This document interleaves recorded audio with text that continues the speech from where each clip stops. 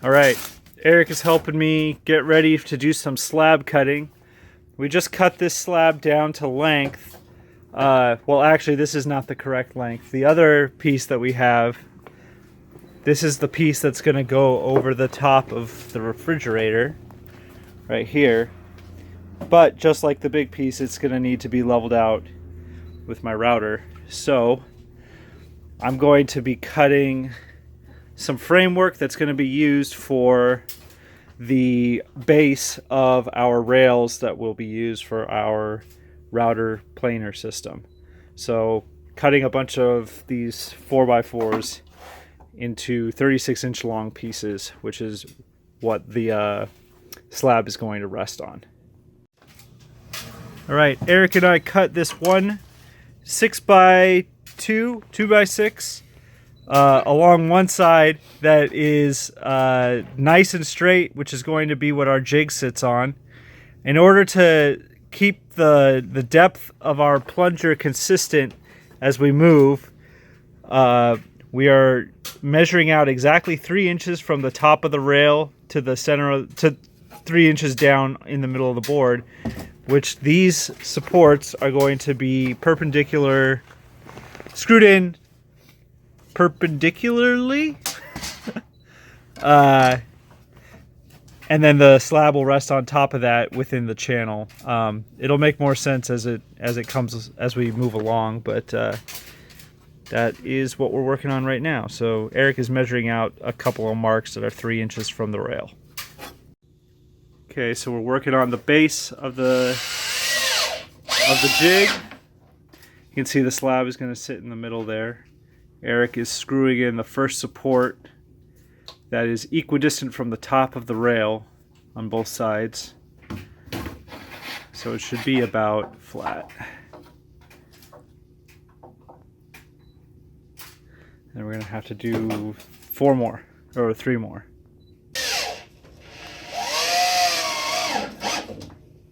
Okay, I did a triangle pattern.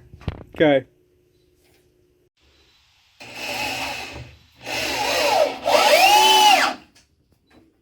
Worst clamping job ever.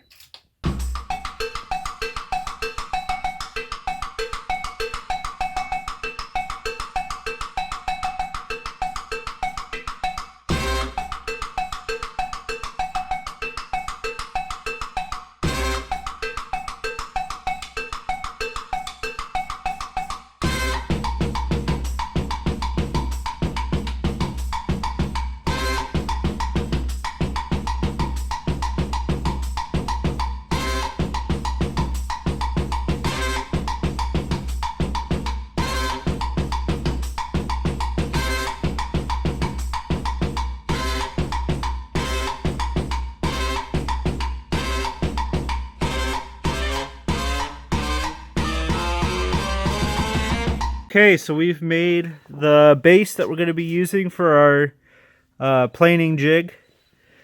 There's an equal distance from these bottom supports to the top of the rail, which was cut with the table saw to be as straight as possible. So we have exactly 3 inches from here to here everywhere. So when we put a slab on top of it, there should be, and the jig goes on top, everything should be equidistant throughout, if that makes sense. I'm just going to slide it on into the middle there. You can see that it's got like that bow shape, and so then we put shims in the sides here, and we're going to get it nice and solid. So we're doing that now. All right, so we got our slab in place. We have the jig on top. The router has been adjusted, and so we're going to plug this in and give it a shot. Again, I've never used a router. Have you ever used a router? Nope. All right, well, we'll see how this goes. 2.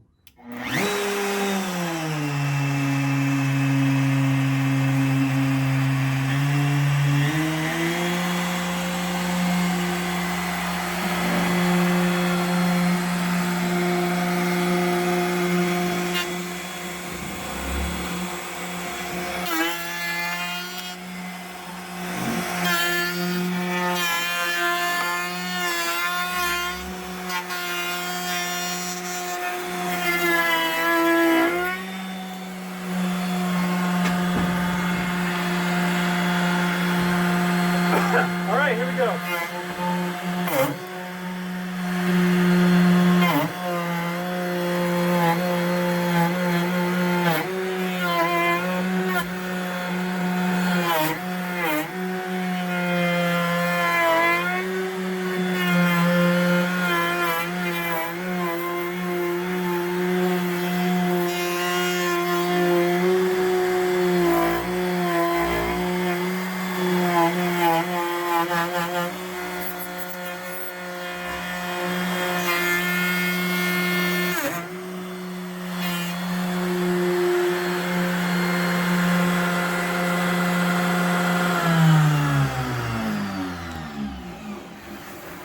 Alright, that is a deep cut, but it feels flat, which is what we're going for. This is fun. Yeah, this is okay. This is sacrificial, as the wood whisperer says. This might even be a little too low, but alright, well, hopefully we shave enough away and there's still some board left. Alright. Let's do it.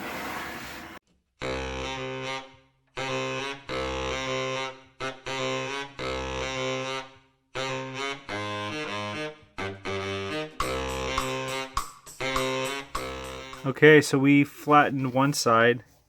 As you can see, it's pretty straight. Trying to get an edge view. It's hard with live edge wood, but it still has a couple of grooves where the channel thing bit in a little hard or whatever. It's just not quite even, but it all comes out in sanding. It looks worse than it is. So now we're flipping it over to the other raw side, and we are going to do it again.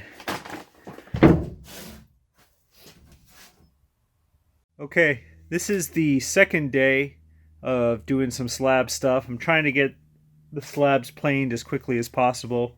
This slab, this part of the slab anyway, is a lot thicker in the middle, or you know, it kind of sticks up a little bit more in the middle, so this jig doesn't actually sit perfectly flat on here. But that doesn't matter, because as we start shaving it down, it will get lower, as long as the lowest edge is below the rails, which it is. So I'm gonna just start hammering away at this and create some wood chips. Also, because it is so thick in a couple of spots here and it sticks up so much, I'm going to be doing multiple passes. So for starters, I'm just a little bit taking down the surface, just taking down the highest points. That way I'm not cutting through as much material at once and, you know, struggling. So this should be just, it might take 2 or 3 passes in order to do this. So I'm going to be creating a lot of wood shavings right now.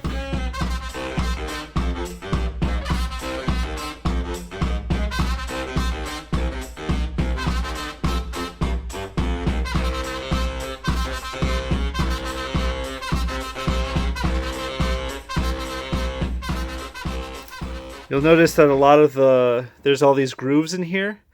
That's because as I was going along, the board was so thick that it was actually lifting my jig a little bit. So everything kind of went at a little bit of an angle, creating this stair-step effect. Now that this is taken down a bit and the jig has clearance, I think that those will be erased, or at least mostly erased. It'll still need sanding and all that, but yeah, I think we're good to get going with the second pass.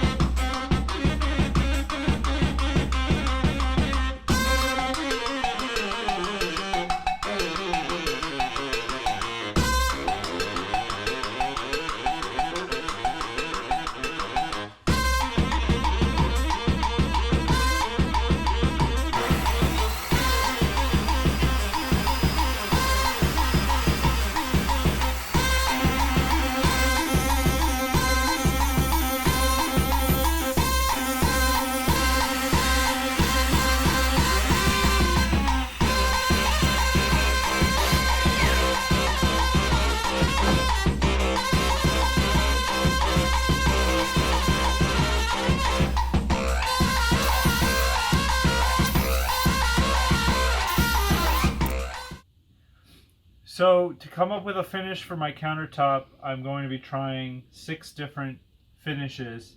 And so using what was left over that we just cut off the countertop, this is all stuff we don't need. I cut it into 6 pieces.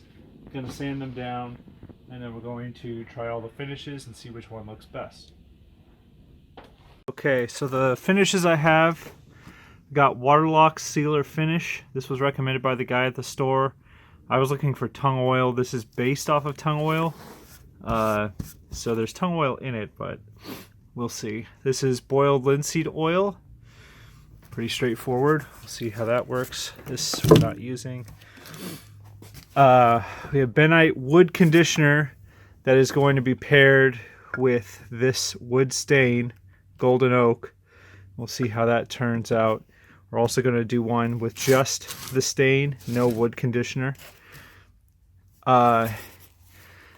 We have Danish oil, which I've used before. Looks pretty good. In conjunction with this wipe-on poly.